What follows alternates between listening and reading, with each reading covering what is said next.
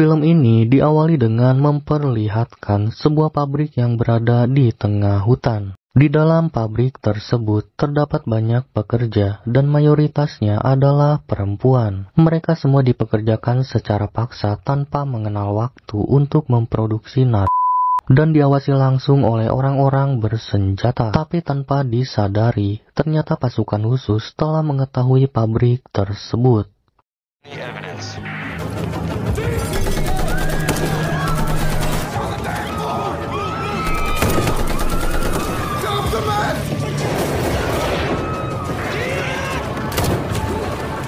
Guna menghilangkan barang bukti, seorang pekerja menumpahkan limbah obat-obatan. Tapi tanpa disadari, cairan itu mengalir ke dalam sungai yang dipenuhi oleh buaya.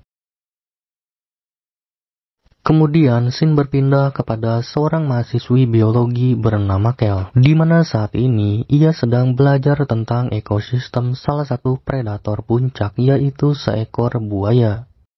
Why are apex predators exceptionally aggressive? Aggression is simply a means of survival. They hunt, they live, that's all. Setelah selesai belajar, Kel dijemput oleh temannya bernama Alice.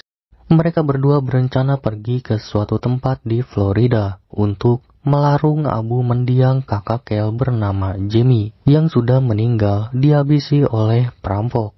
Tapi tak hanya mereka berdua saja, Alice ternyata mengajak teman-teman Jamie, yaitu Sam dan juga Malika.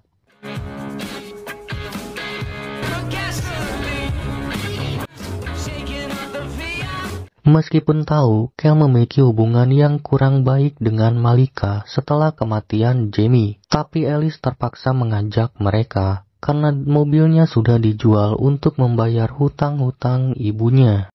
She cleared me out at the races. My checkings account. Shit. How bad? $5,000. And I dropped out. Singkat cerita, mereka berhenti di pom bensin untuk mengisi bahan bakar sekaligus membeli makanan. Tapi tanpa disengaja, Kel mendapati koran yang ramai membicarakan tentang serangan buaya ganas. Seorang pria yang sedang membaca berita tersebut berkata jika serangan itu dilakukan oleh seekor buaya paling besar yang memiliki luka di dekat matanya. Mendengar itu, Kel hanya terdiam dan kemudian Alice memintanya untuk segera pergi meneruskan perjalanan.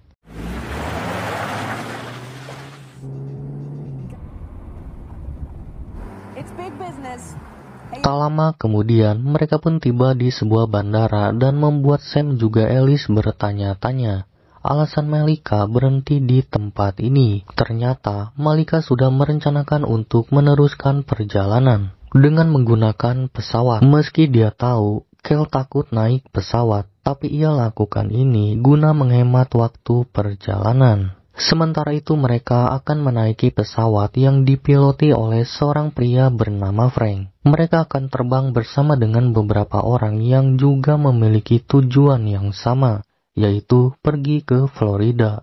Sebelum berangkat, Frank memberitahu mereka bahwa pesawat akan terbang rendah menyusuri pantai dengan tujuan agar para penumpangnya bisa menikmati keindahan alam selama di dalam perjalanan. Please.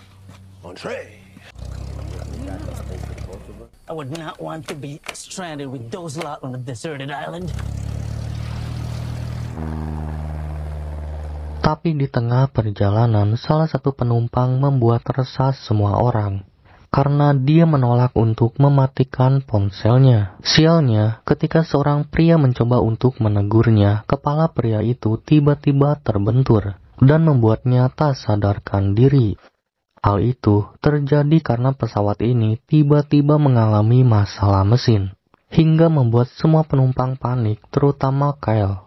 Frank bersama kopilot lantas berusaha untuk mengatasi masalah tersebut. Tapi setelah satu mesin pesawat terbakar, mereka berdua tak bisa berbuat apa-apa.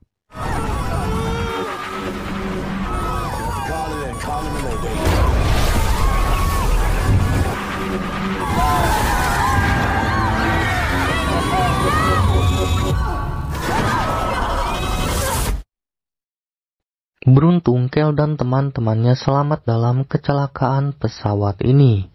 Kemudian mereka bertiga berenang ke daratan.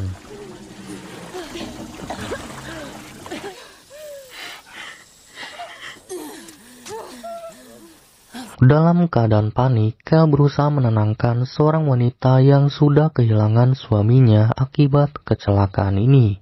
Kel pun membantu Frank untuk mengobati luka seorang penumpang bernama Zoe dan memastikan apakah Frank memiliki radio. Frank, do you have a radio or phone? Radio's gone. Phones won't work out here. One I need is a torn. Di saat semua orang menunggu bantuan, Frank yang panik lantas mencari Ray yang hilang entah kemana. Tapi tanpa diduga, Frank akhirnya jujur bahwa alasan dia menerbangkan pesawat rendah dikarenakan dia ternyata tidak memiliki izin penerbangan. Meski hal ini membuat mereka semua tambah panik, tapi Maude yang tak ingin diam saja memberi saran agar sebaiknya pergi mencari tempat perlindungan sembari mencari cara untuk meminta bantuan. Sebelum pergi, mereka semua mengumpulkan persediaan makanan dan ponsel serta pakaian terlebih dulu. Tapi di saat semua orang sibuk mengumpulkannya, Alice diam-diam pergi ke dalam semak-semak dan tanpa diduga, dia menemukan sarang buaya yang menarik perhatian dirinya. Setelah semua persediaan dikumpulkan, tiba-tiba Zoe melihat seseorang muncul dari dalam sungai. Sadar orang itu adalah asistennya, yaitu Ray. Frank bersama dengan Kel dan Sam langsung berlari untuk menolongnya, tapi tiba-tiba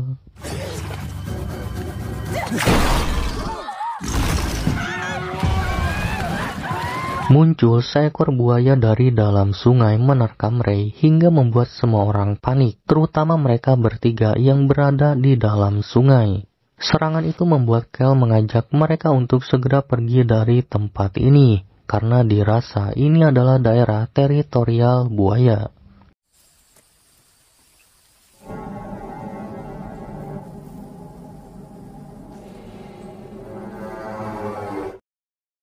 Mereka kemudian berjalan sampai hari menjadi gelap, dan semua orang memutuskan untuk berhenti agar bisa beristirahat.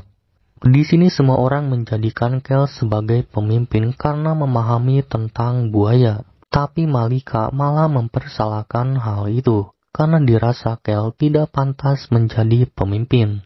Well, she's the most qualified. I agree. Same. Me too.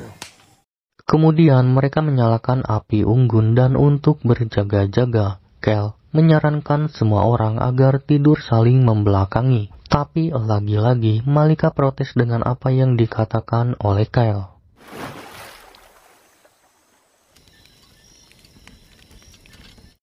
Di saat semua orang tidur, salah satu dari mereka terbangun karena ingin buang air kecil. Tapi tak lama terdengar dering telepon hingga membuat pria itu mencari ponselnya di dalam semak-semak.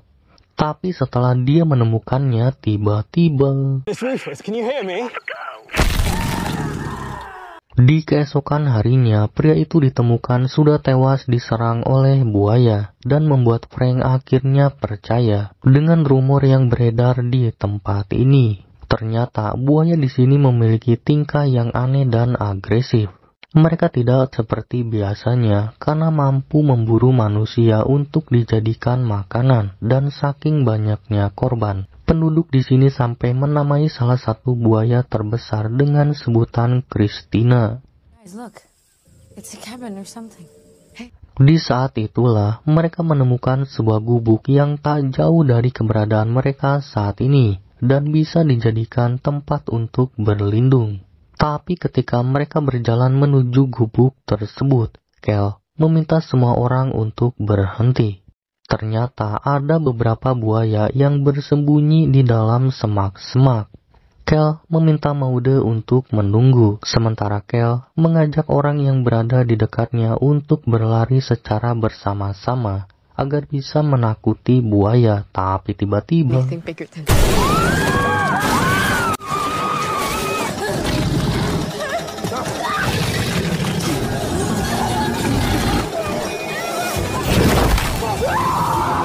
Mengetahui kaki Zoe ditarik buaya, mereka lantas berusaha untuk menolongnya. Mereka menggunakan apapun guna memukuli pala buaya itu.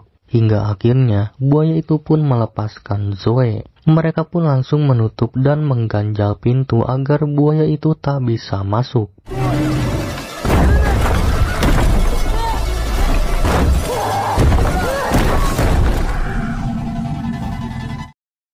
Kemudian mereka mengobati luka di kaki Zoe hingga di malam harinya. Mereka mendapati buaya itu saling menyerang satu sama lain. Dan untuk berjaga-jaga, semua orang memutuskan untuk tidur secara bergantian. Ketika sedang tertidur pulas, Kel teringat dengan peristiwa kematian kakaknya. Saat itu, ia bersama sang kakak berada di dalam minimarket dan melihat seorang perampok akan menghabisi seorang anak kecil. Jamie yang tak bisa diam saja nekat menyerang perampok itu. Tanpa ia sadari, perampok satunya menangkap dirinya dari belakang. Kel ternyata memiliki kesempatan untuk menembak perampok itu. Tapi karena ia tak berani, akhirnya sang kakak pun tewas ditembak oleh perampok. Di keesokan paginya, Sam menemukan sebuah peta yang menunjukkan bahwa tak jauh dari gubuk ini, ternyata ada bangunan besar seperti pabrik. Sam mengajak Kel untuk pergi ke sana meminta bantuan, tapi Frank ragu, karena di peta manapun dia sama sekali tak melihat bangunan tersebut. Namun setelah sadar bahwa keberadaan mereka tak diketahui oleh siapapun, Frank dan lainnya pun mulai berpikir untuk pergi menuju bangunan tersebut. Malika yang tak setuju dengan hal itu merasa keberatan, apalagi mempertaruhkan hidupnya atas keputusan Kel yang tak bisa menolong saudaranya sendiri. Sempat terjadi pertengkaran kecil, tapi untungnya Frank bisa menghentikannya. Frank lantas meminta semua orang untuk membuat pilihan masing-masing. Hingga sampai akhirnya, mayoritas memutuskan memilih pergi ke bangunan tersebut dan meminta Kel untuk menjelaskan cara-cara melewati serta menghadapi buaya tersebut. Don't even run in a zigzag because those gators can get up to 24 miles an hour if you let them. However, they do burn out pretty quick. Setelah mendengar penjelasan tersebut, mereka semua langsung pergi mengikuti peta yang ditemukan oleh Sam. Tapi terdapat masalah karena mereka harus menyeberangi sungai agar bisa mencapai bangunan tersebut. Dirasa kurang yakin menyeberangi sungai karena takut terjadi hal buruk. Mereka sempat berniat untuk kembali ke gubuk. Tapi tiba-tiba Kel mengajak mereka untuk membuat rakit. Karena menurut peta yang ditemukan, ternyata air sungai ini mengalir menuju pantai, tepat dekat bangunan tujuan mereka. Kel meminta semua orang tak perlu takut dengan kemunculan buaya, karena dipastikan para buaya sedang bersembunyi di suatu tempat guna mendinginkan suhu badannya akibat cuaca semalam. Dan meskipun hal ini juga terbilang beresiko, tapi mereka percaya dengan keputusan Kel. Kemudian mereka saling bekerja sama untuk membuat rakit tersebut. Frank dan Sam bersama Alice pergi mencari batang kayu, sementara sisanya membuat rakit. Dom yang tak ingin kehilangan istrinya berjanji bahwa ia akan berusaha membawa Zoe kembali pulang, bertemu dengan anak mereka. Di saat yang sama, Alice tiba-tiba mendengar sesuatu di balik semak-semak. Ia sempat memanggil Frank dan Sam, tapi karena mereka tak mendengar, Alice pun memberanikan diri untuk mendekati asal suara tersebut. Di saat Alice mendekatinya, semua orang panik mengetahui Alice menghilang. Sementara itu Alice ternyata menemukan seekor buaya dan kemudian inilah yang terjadi. I am not leaving without her. Come on. Tak lama kemudian Alice tiba-tiba muncul dan memberitahu mereka agar segera pergi karena ada buaya yang mulai mendekat. Mereka semua lantas menyelesaikan rakit yang dibuat saat ini, dan kemudian mereka semua naik ke atas rakit. Di saat semua orang panik, Zoe tiba-tiba terdiam dan menatap suaminya seolah-olah akan berpamitan. Dom yang tak tahu apa yang direncanakan oleh sang istri, melihat itu hanyalah hal biasa, tapi tiba-tiba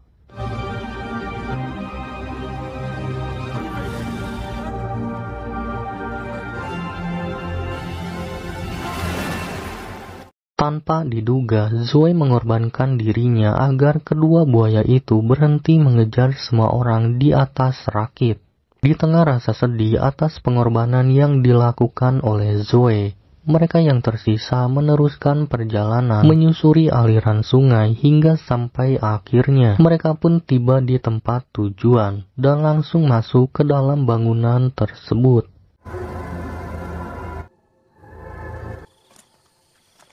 Di sana Kel mencoba menenangkan Dom yang tak bisa menepati janjinya kepada sang istri. Tapi di tempat ini mereka mendapati banyak selongsong peluru yang bertebaran di lantai, hingga membuat Frank berpikir bahwa pernah terjadi penggerebekan yang dilakukan oleh pasukan khusus di tempat ini.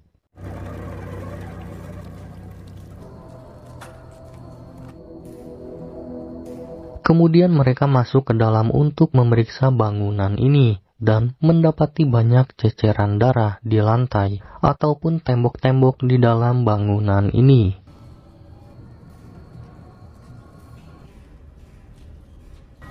Guys, look. What is this? We should split up. Mereka lantas membagi dua tim guna berpencar mencari telepon ataupun radio yang masih berfungsi agar bisa segera meminta bantuan. Frank yang pergi bersama Alice dan Malika menyuruh Alice pergi seorang diri memeriksa ke dalam suatu ruangan.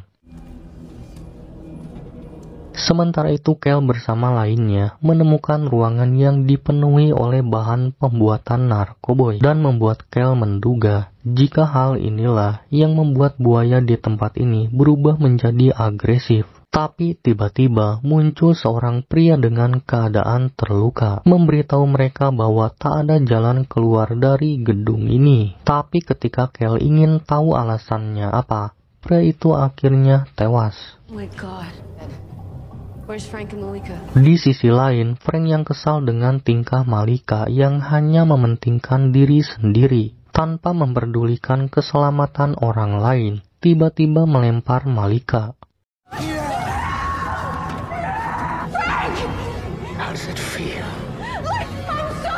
Di saat itulah, Malika meminta maaf kepada Frank atas perbuatan yang ia lakukan. Tapi ketika Frank akan membantunya, tiba-tiba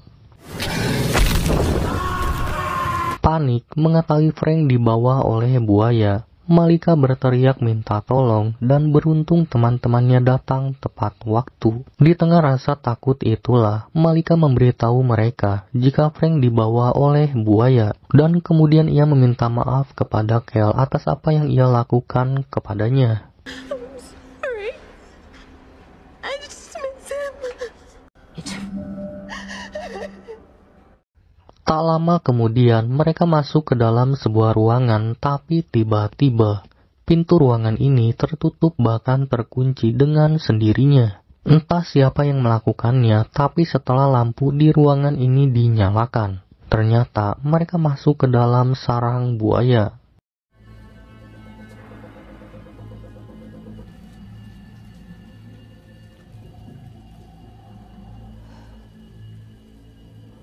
Menemukan radio di dekat sarang tersebut, Kel meminta teman-temannya untuk berjalan dengan tenang melewati para buaya yang sedang tertidur. Satu persatu dari mereka kemudian berjalan mengikuti Kel dan melangkahi ekor buaya dengan hati-hati. Karena jika sampai mengenainya, dipastikan mereka akan langsung pindah alam.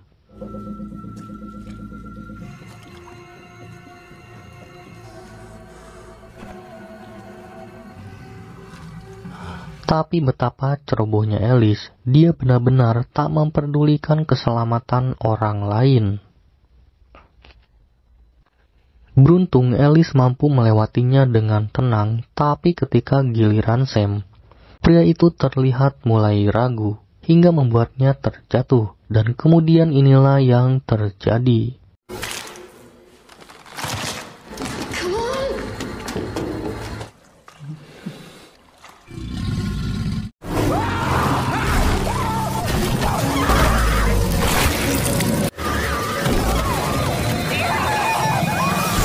Dalam keadaan panik, Kel berhasil menghubungi bantuan dan langsung memberitahu lokasi keberadaannya saat ini. Seorang petugas lantas meminta Kel untuk bertahan, tapi tiba-tiba listrik mati. Dirasa tak aman berada di ruangan ini. Dom pun mengajak mereka untuk segera pergi keluar. Tapi tanpa diduga, pintu keluar ternyata dijaga oleh seekor buaya dengan ukuran yang sangat besar.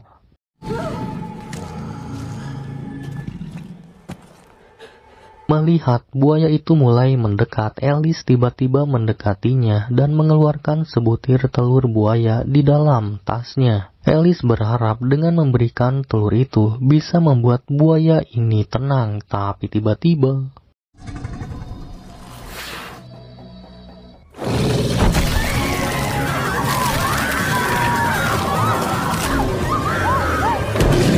melihat buaya akan memakan Alice, Malika meminta Kel untuk menembaknya agar ia bersama Dom bisa segera membawa Alice keluar dari tempat ini. Dan dengan percaya diri, Alice pun menembak buaya itu.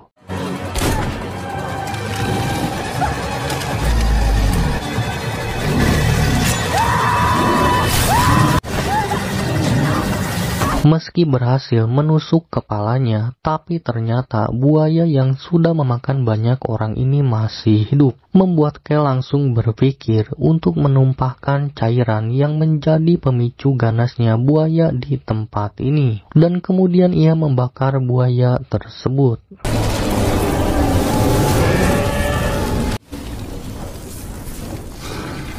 Tak lama kemudian, mereka yang tersisa akhirnya menemukan helikopter yang datang untuk menyelamatkan mereka. Beberapa waktu kemudian, Kel berada di suatu tempat di Florida. Dan di sana ia memiliki tujuan untuk melarung abu mendiang kakaknya.